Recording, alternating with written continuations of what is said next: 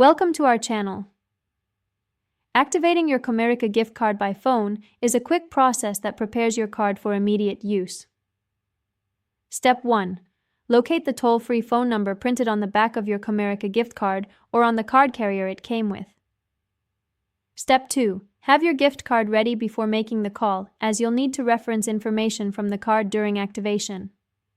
Step 3. Dial the activation phone number using any phone.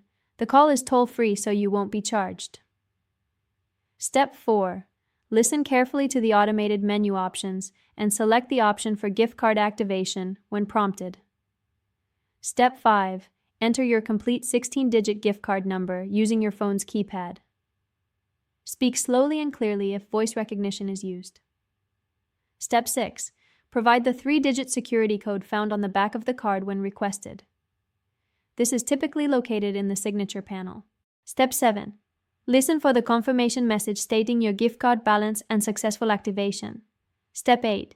Write down your card balance and keep the gift card in a safe place for future use. Your gift card is now active and ready for purchases at participating retailers. Don't forget to like this video and subscribe to our channel.